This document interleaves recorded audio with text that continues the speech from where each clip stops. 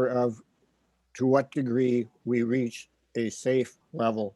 And the final opening level does, as you say, include a vaccine and, not in spread and that kind of thing. So it's not a time thing, but it's a conditional set of criteria. And the conditions are based on criteria. Okay, the criteria include new case rate per week, and there's an increase factor, and what the condition with hospitals are, the state guidelines in terms of whether or not you have to be, what protocols you have to follow, and whether or not you can go into public buildings. And so there, as I say, 6 different levels of severity, and we try to follow that, and actually we update our standing week by week. Mark, we can't hear you anymore. At least I can't. Can you hear me now? Yep. Yes. Great. Thank you, Peter. You are always there when I need you. Rich, and then Emily. So we don't have definite criteria. We mostly feel like we don't know enough to say things like, well, when there's a safe and effective vaccine, because no one knows what kind of vaccines will turn up. We just know that at the moment, it's not safe. The numbers for like Pennsylvania, for example, only give us the piece of information that, if you're with somebody else at random, what are the odds that they have COVID-19 or that you have it and don't know it? There are a lot of other things to consider. Our rooms are vented differently. A lot of them just recirculate air within the room. Having a 6-foot separation is kind of meaningless in most of those rooms. There are just a lot of technical things for us to consider. Our bathrooms are not well ventilated. And then it comes down to, if we're going to reopen for real services, how many of us will be excluded because they don't feel safe yet, even if a majority of us do. So we don't have an announced set of criteria, and I don't expect us to have that for a while. Yeah, thank you, Rich. And the issue of in many congregations, we're not going to move in until everybody's ready to move in, or it's safe for everyone to move in. That's an important consideration. Emily? Yeah, because we are such a small group, we kind of know who is comfortable and who isn't. And we are trying to achieve the hybrid service so that everyone can participate, whether they're physically there or not.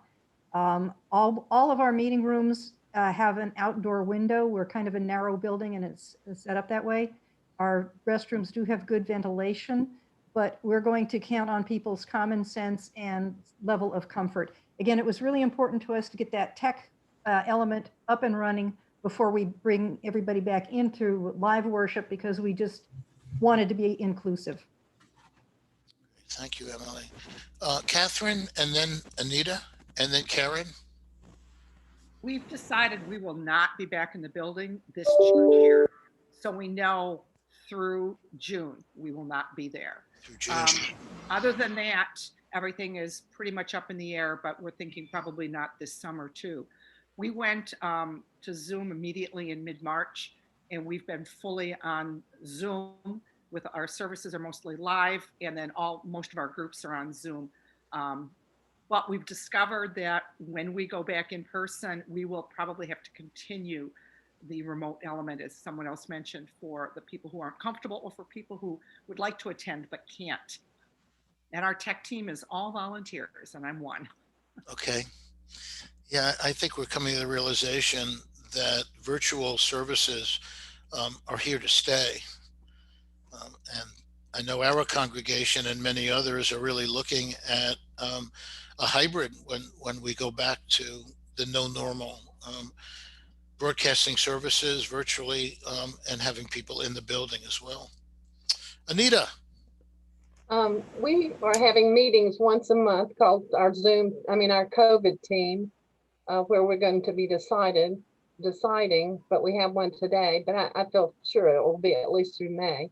But we did start last month, I think it was, where the minister and the pianist and one singer and a reader are in our actual church, because it just means so much to see the church. You know, you feel more like you're in church, and that's working out well and safe. Everybody wears masks. Thank you, Anita. Yeah, I want to hold that in abeyance for a few moments because that's the next question I was going to ask.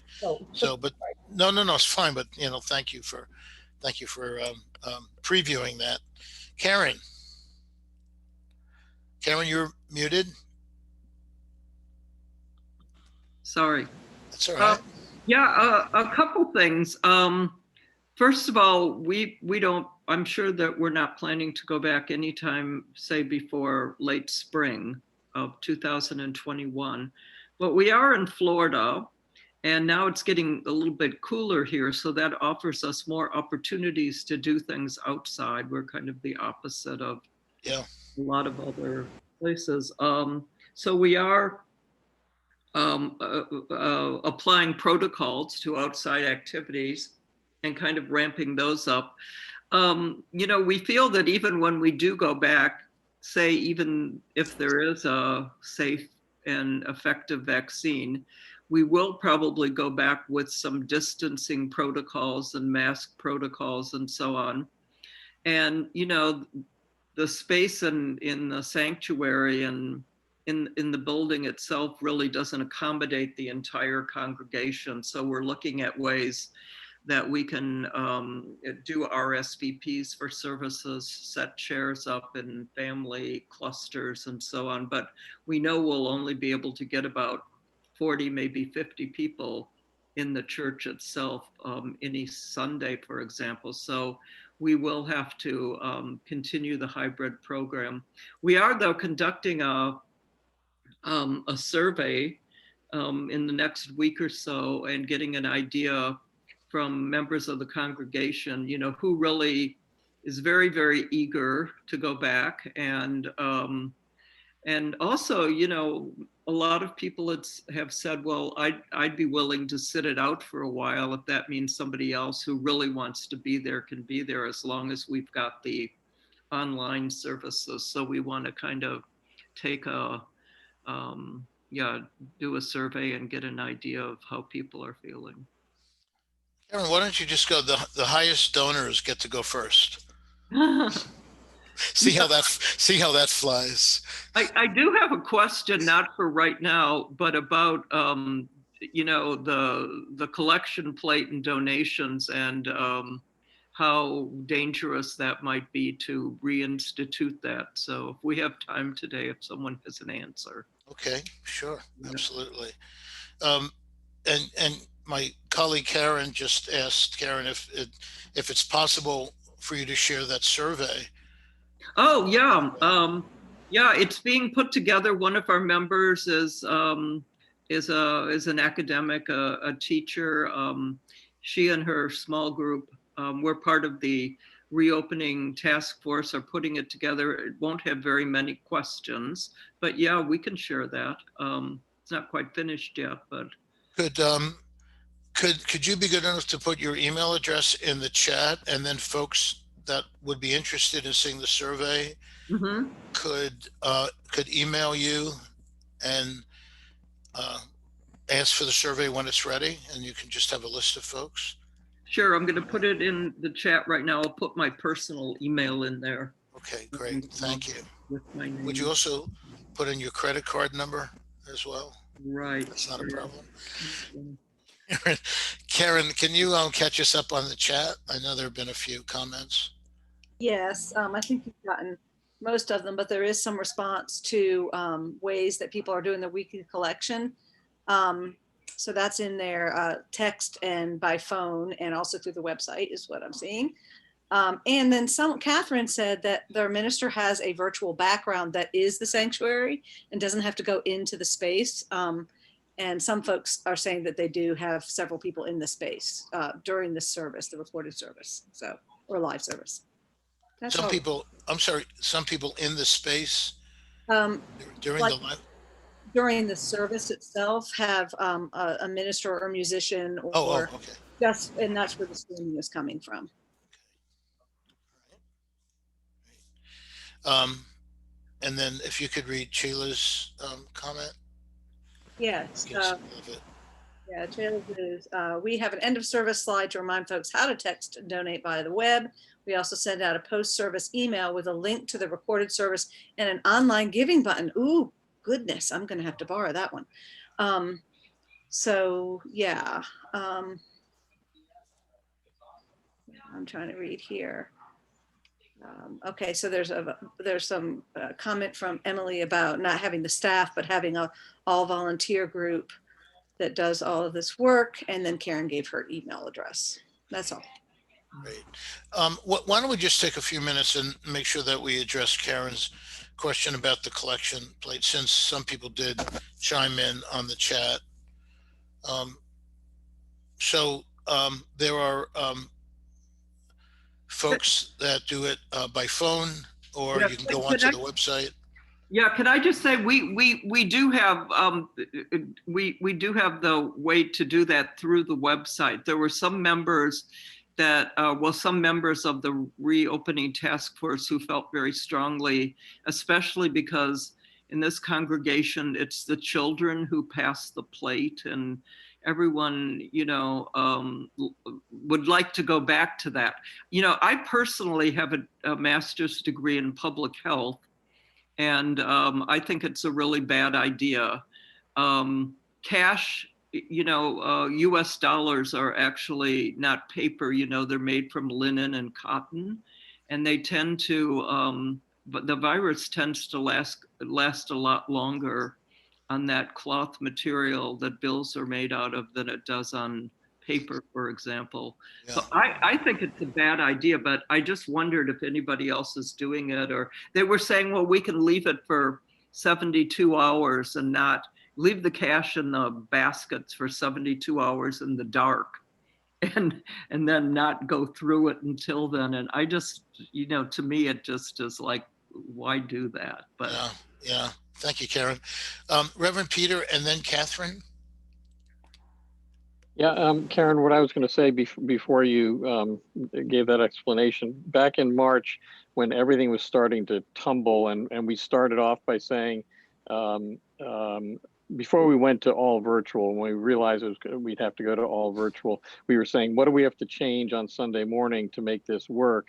And one of the first things we said we would eliminate was passing the plate and taking cash donations, for just the reason that you've explained. So by extension, from my way of thinking, that would be one of the last things we would bring back. Thank you, Peter. Yeah, thank you. Sounds very authoritative. Yes, thank you. I'm letting that one go. Yeah, I just don't like the idea of that money. Yeah, Karen, let me just hear from Catherine next, trying to go in order. Okay, so we started doing the texting and donating on the website before we ever went virtual. We still passed the plate. Huh. Since we've been virtual, we've really kept our service structured the same way as it was in person. And we have an offertory. And our pianist, that is recorded. She records music. So there's about a 2 to 2.5 minute slide with the donation information in the middle of the service where it always was. We found that our plate offering is not that much lower, which is interesting than it was before when it was in person.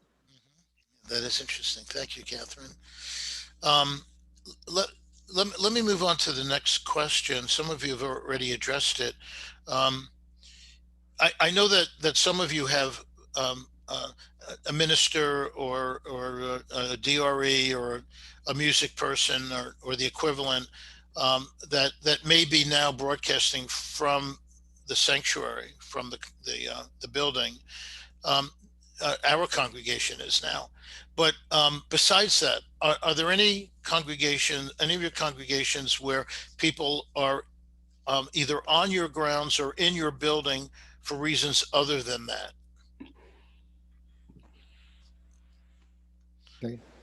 Okay, quite a few of you. Okay. So can you, if you want to share, if you'd raise your hand, we'll call in order and just briefly share Um, in what capacity are people doing that? David? Okay, we have a rental, a nursery, university nursery Oh, okay. preschool. Mhm. And especially since they care for essential children of essential workers, they have been continuously conducting their school. Our congregational administrator comes in most every day. I've mentioned the plan we have with different levels of severity criteria, and there was a period of there have been periods of time when the conditions in our area were sufficiently safe so that we have had committee meetings. We have, how many people maximum, protocols, distancing, face masks and that. But we have moved back and forth between different degrees of use of the building. Thank you, David. Patty, did you raise your hand? I think I saw that. And then Rich, and then Emily, and then Chris. Don't worry, I'm remembering all this. Patty?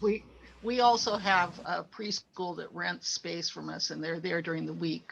But the only other person who's on our church campus during that time is our administrator is working from the office. Everybody else is working from home. Okay. And I believe that was her choice, that it just was a better situation for her. And she lives right next door.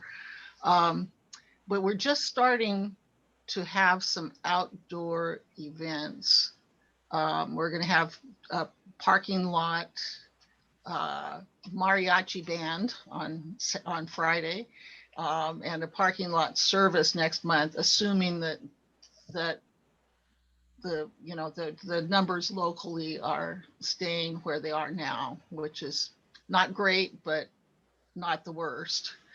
But our DRE has just now started, or is just going to be starting in November, having small groups, no more than 10 children at a time on the campus.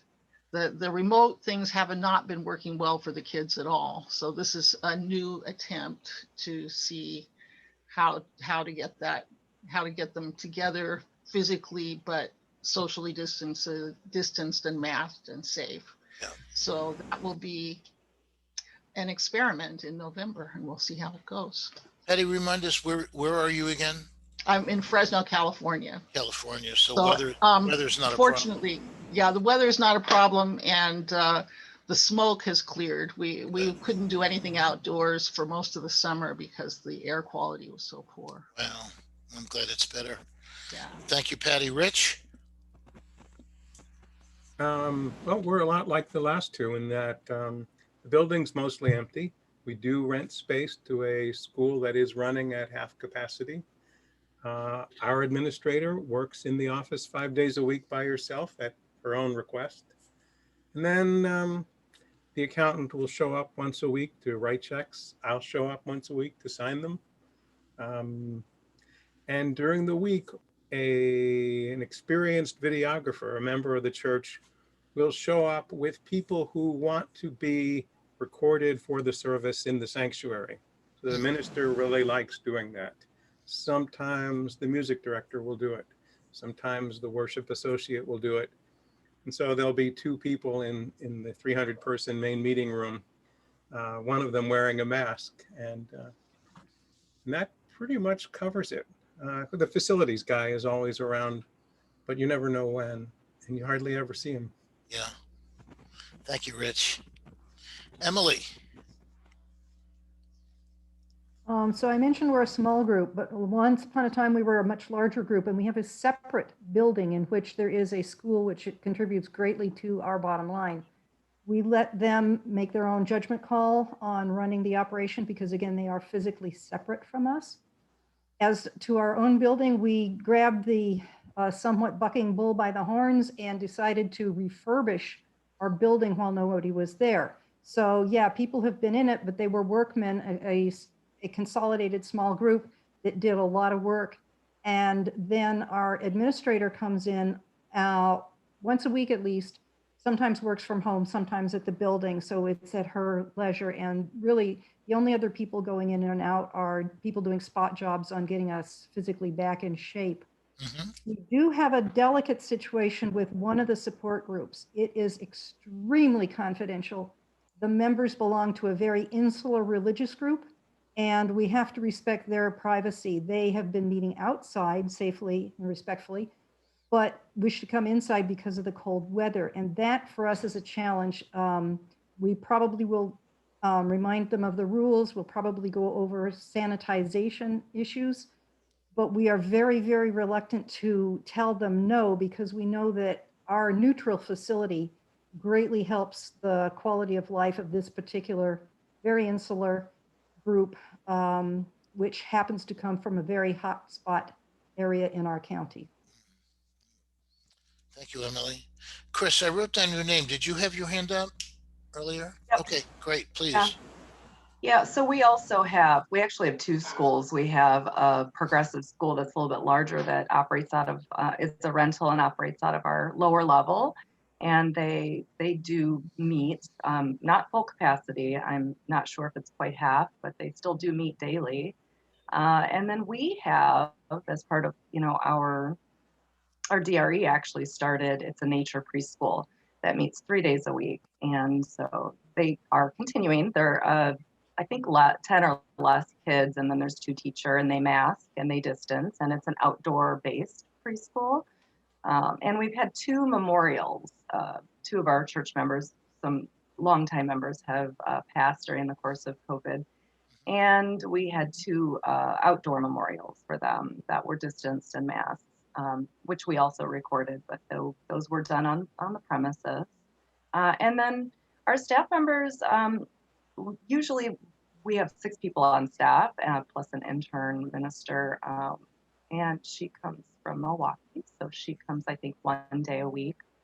Actually, she might come 2 days a week because she comes to record, and then we have in-person staff meetings on Thursdays, which we distance and mask if we feel we need to, or else if somebody's sick or we need to, we can do those on Zoom as well. But typically, we're all in the office at least 1 day a week. Our minister is actually on sabbatical right now, but he was coming in several days out of the week. Great. Thank you, Chris.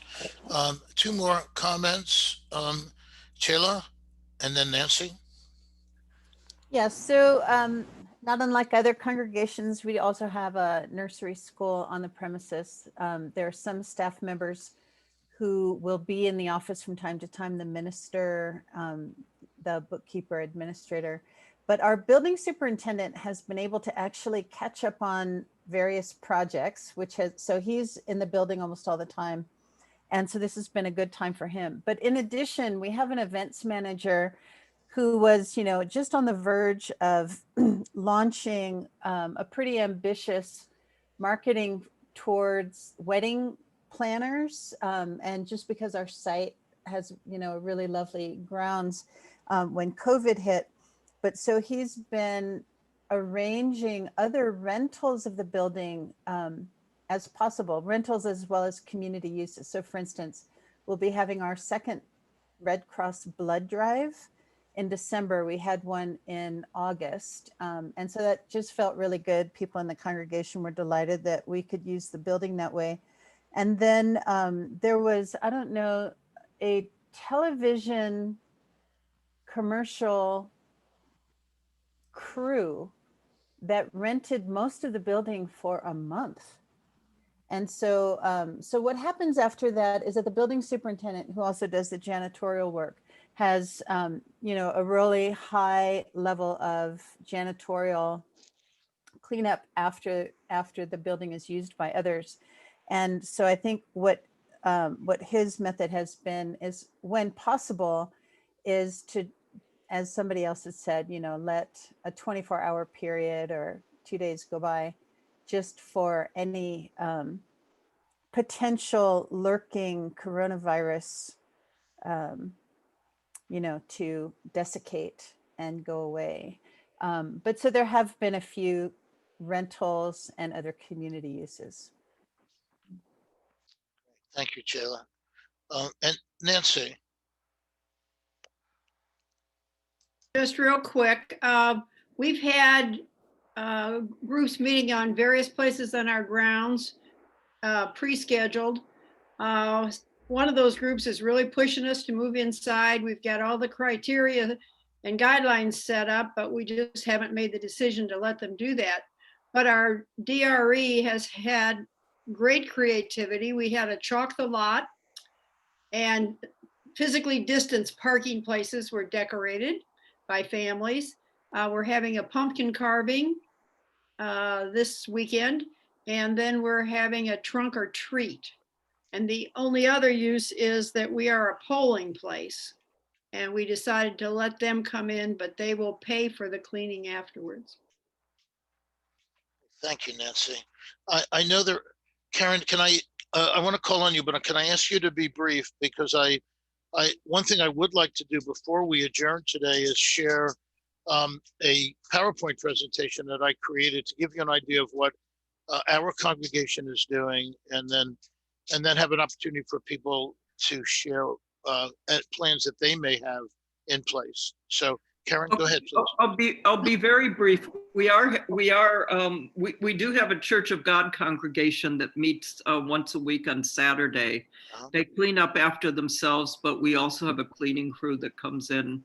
But what I really wanted to say was that for all of our outdoor activities that we're having now, and we're having a trunk or treat, for example, reopening the playground for families, but we're asking everyone, to sign a waiver, and every member of the family. And then we have a health attestation for participants. So, we're trying to really document it well. We've invested in some forehead thermometers and so on.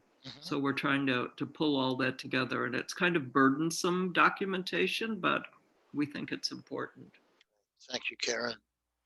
I'd like to take just a few minutes to go through a presentation to give you an idea of what our congregation has done. And Reverend Peter, I'm going to ask you to chime in and help me with this. I may not be able to see you when I share my screen, so I just need you to jump in whenever you are so moved. Thank you. Okay. And then I'd be really anxious to hear what your reaction to it, and if your congregation has developed similar plans. Our congregation formed a pandemic church task force, and I spoke about it briefly in previous forums, and we started working on it in June, and continued working on it. There were 10 members on the task force, including our minister, and it was represented, we thought, a cross-section of the congregation to the extent possible. And then it was approved by the board and the executive team, and we presented it to the congregation at the end of September. You can see the whole thing on our website at uucdc.org. Click on the tab Connecting During COVID-19. There's a drop-down menu that will give you all of the information and all of the documents that we generated. This is just the highlights. We had 3 subgroups. The first subgroup was charged with looking at a criteria for moving first onto our grounds and then into our building, and the kinds of safety conditions that we would create. So our criteria for outdoor meetings was we agreed that we would have no more than 10 participants on the grounds, and they would be permitted only if the weekly average percentage of test positivity in our county, it's Delaware County, is less than 9%. This was consistent with county standards, with school district standards. Indoor meetings would be permitted only if the weekly average percentage of test positivity was less than 5%. So because it was indoors, we agreed that it would be more stringent.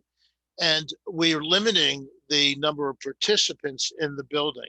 So in our sanctuary, which is the largest room in the congregation, there can be no more than 15 participants. Our fellowship hall, which is a little smaller, no more than 10.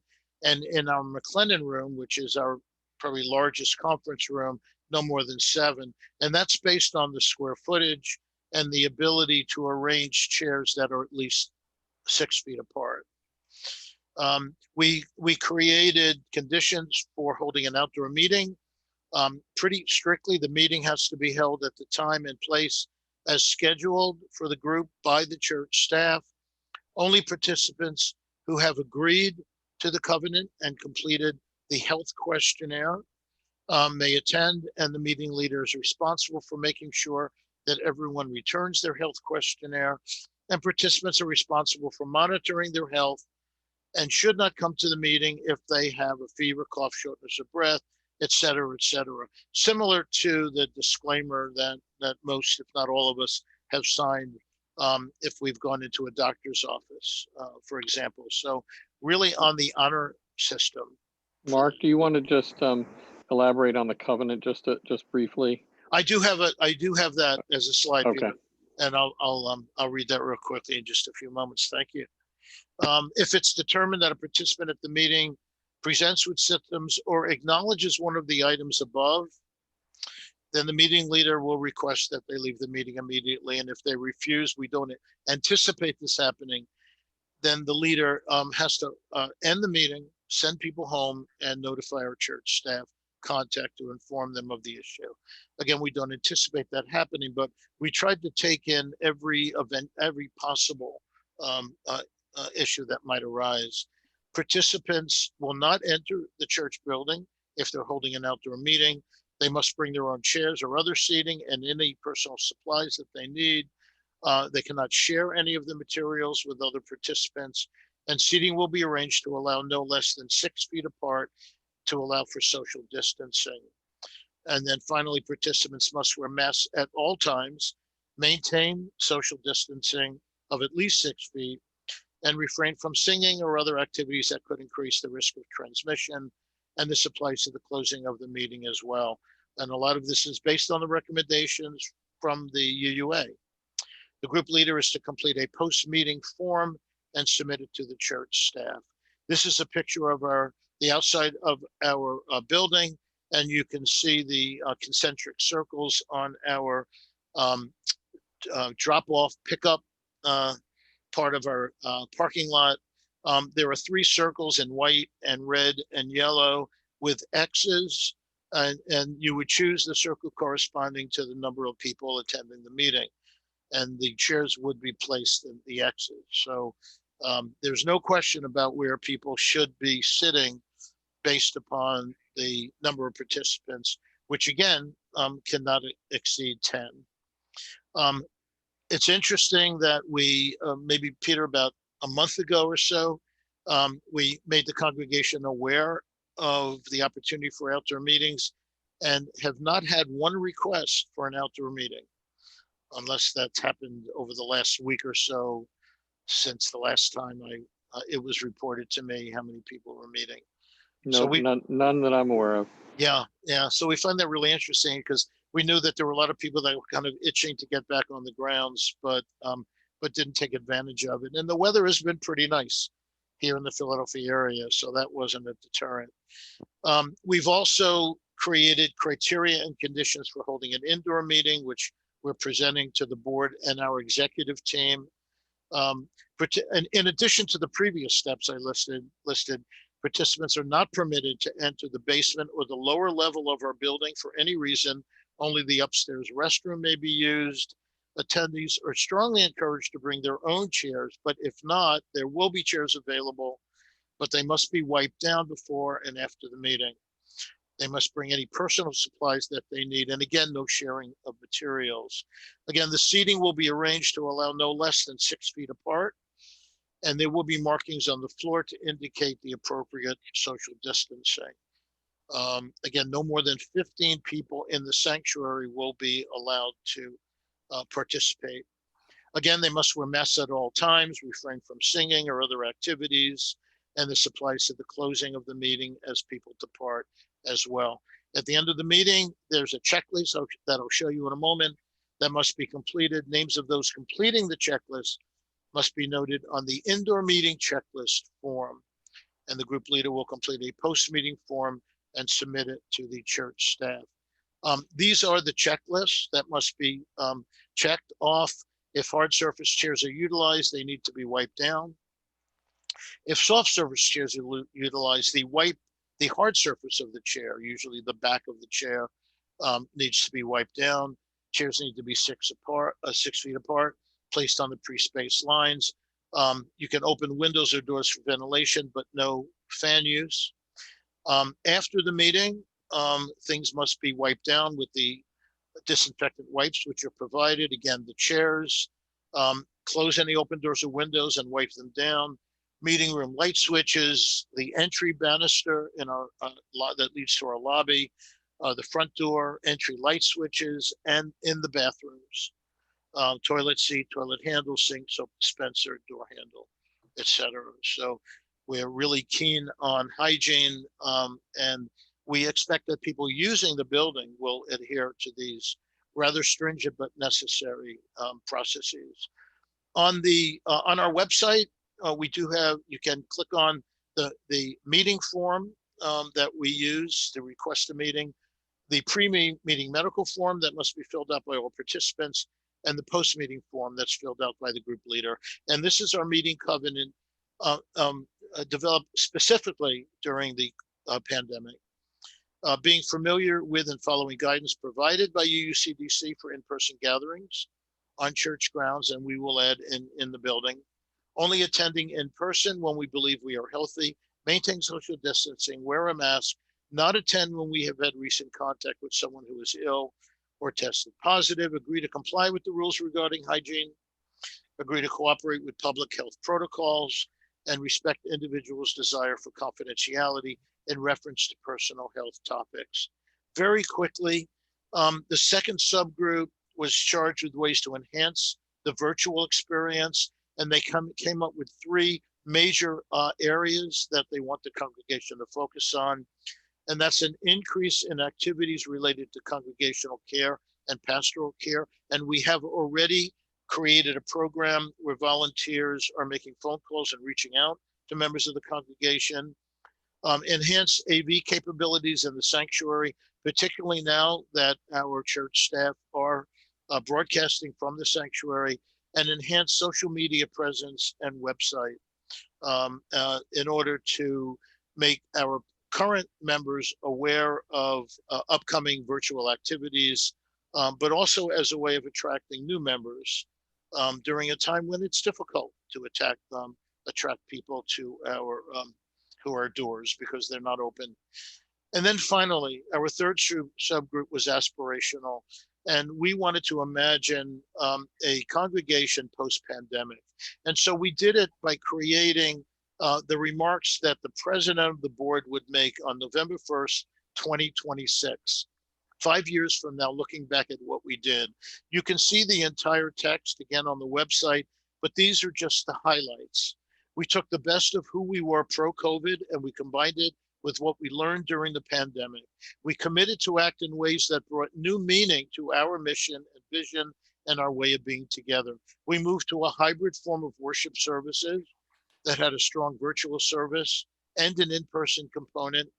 We recognized the need for improved technology, not only in the sanctuary, but throughout the building. We hired an associate minister. We became a one-size-does-not-fit-all congregation where nothing was off limits in ways of living out our faith. We took a more active role in helping to change the system by creating a greater presence outside the walls of our congregation. We wanted to be a congregation not only in the community, but of the community. And we took concrete action to actualize the adoption of the 8th principle and hire a social justice community outreach organizer whose responsibilities might be assumed by the associate minister to affect real change in the community. We initiated worship services that were more multi-generational and provided increased opportunities for members of all ages to share conversation and practices that deepen our commitment to our faith. Reverend Peter and I began a series of UU 101, that's what we call for new members, which combines online videos and Zoom meetings. And we think that we may continue that or a hybrid version of that when we get back to no normal. With improved use of social media and mentoring practices, we engage in activities that encourage younger adults to discover us and immerse themselves in congregational life.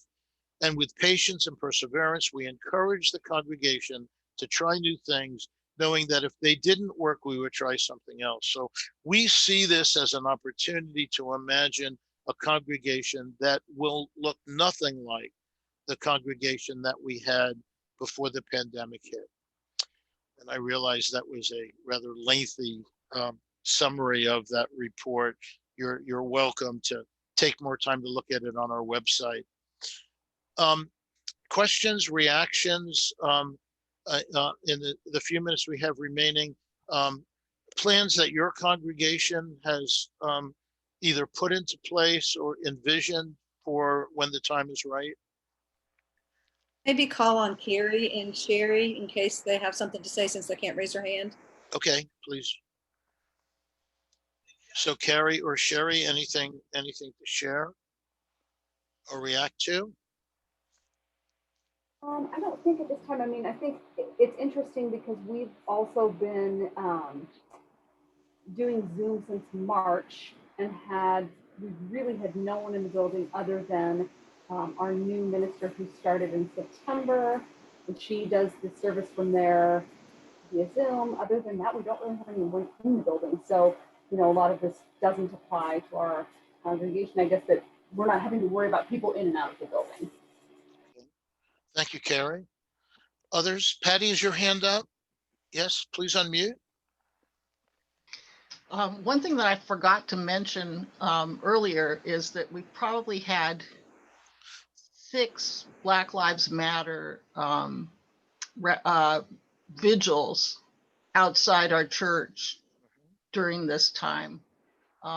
So they drew people from all over the community. We are in a city that's very diverse, but we are on the kind of outskirts of it, where the Clovis, our next door neighbor, is much less diverse and much less left-leaning. So I feel like we have taken advantage of this time and the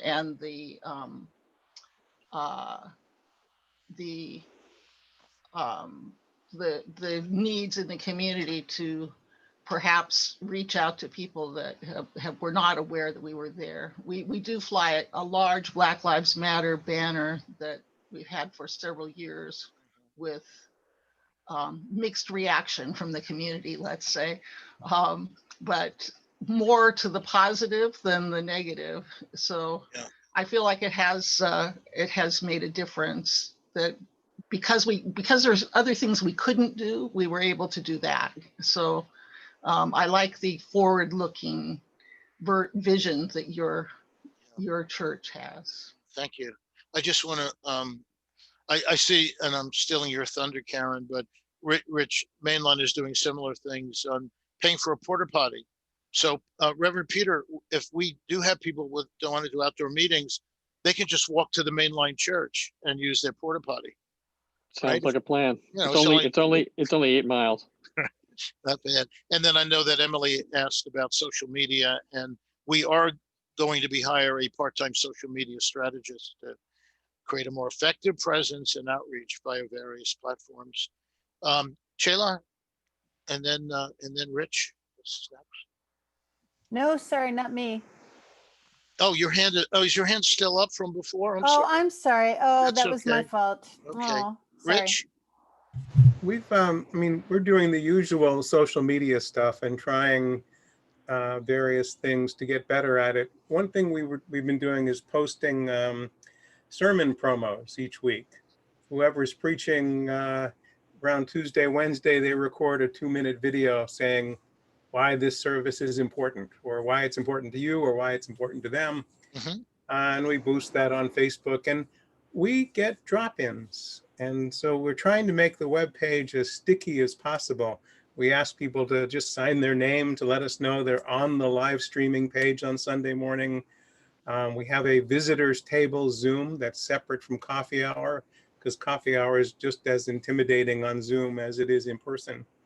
And we have a really nice membership coordinator who, after talking to somebody, will set up a Zoom for them with an appropriate subset of 5 or 6 people from the church, just to introduce them to people and get them acquainted with members. And this has led to some interesting connections. This coming Sunday, we're actually inducting, I think, 8 new members, 4 of whom have never been on site except to sign the book in an outdoor ceremony where 3 people were present, all masked. It's kind of I'm sort of astonished Yeah, that we're that's actually great. getting new members this way. That's great. Thank you, Rich. I'm being mindful of the time, so I'm gonna just a couple of more comments. Catherine? I'm going to withdraw mine because it might lead to more conversation. Oh, Maybe okay. Okay, that's intriguing. I do need, my minister will not forgive me if I do ask you the question that he put on chat. Are there any congregations, or what are you doing about compensating staff who aren't working or working reduced hours as a result of the pandemic? For example, childcare workers, Sunday childcare workers. Anybody want to respond to that real quick? Karen? We actually just had this conversation recently, the DRE and myself, because we only have one person that's not working regularly, and that's our nursery staff. So I think there's something afoot about giving a stipend at the end of the year, since the rest of us were kind of protected by the payroll protection. And so that's supposed to come before the board. That's the last I've heard of it. Anyone else? Before I call on anyone else, we have reached the 4 o'clock hour Eastern time, and I want to honor your commitment to that hour. If any of you do need to leave, I know Laura chatted that you need to leave. We'll say goodbye to you and thank you for coming. And anyone who can stay a little longer, we'll go a few more minutes so that you can ask your questions and hear from each other. But if you need to leave, we'll certainly understand with our thanks. Rich, did you have your hand up, or was it up and then Tim? Okay. Anyone else? Can anyone else, in addition to Karen, comment on the question about compensation for people that were working? Rich. Aha, I thought your hand was up. Yeah, that was a leftover, but right now we're paying everybody their average hours they were working before this started. Only one person isn't working at all, and that's a very small number of hours. The child care coordinator is getting hours, but generally the high school students who she was supervising, we stopped that after the summer when we sort of surveyed them and realized that they really weren't expecting to be working and they were doing something else anyway. So it felt all right not to be paying them for taking care of children who weren't coming to the church. Everybody else is on salary. We hope to keep that up. Great. Thank you, Rich. Karen, why don't we end? I know there's a lot on the chat, but maybe why don't we end if there are any comments that you see. I know most people are probably reading the chat, but anything that you want to highlight? It's a really good, rich chat, and so there's response to the question of how people are being paid, and they're just different various answers. I just think everybody should go have a look, or we should save it, or you can save it, I think. And then there was a little bit of a conversation about new members, which I think is a whole other seminar, and that UUAMP is actually possibly offering. So that was it, really. It's just a lot of it was responses to the conversation at the time. And I personally think this worked the way chat should work. Our conversation was not dynamic and the chat was at the same time. So nothing specific, really. Okay, great. Thank you, Karen. If you had a really wonderful time and you want the fun to continue and you're available, we will be doing this again a week from Friday at 1 o'clock Eastern time. So you are welcome to register for that and join us. There'll be other folks on it, so you can hear some other ideas and get more information and share what you're doing with other folks. So please feel free. Catherine, you raised your hand before we adjourned. Did you want to Yes, jump? is that going to be the same topic? It's going to be like this. It's going to be an open conversation. Yeah. Oh, thanks. Yep. People were asked to sign up for one or the other, but you certainly can sign up for both. Yeah, no extra charge. Great. Thank you, everybody. Thank you so much for your Thank you, time Mark. and sharing. Thanks. Thanks, Mark. everybody. Everybody stay safe. Well done. Thank you. Thank Thanks. you.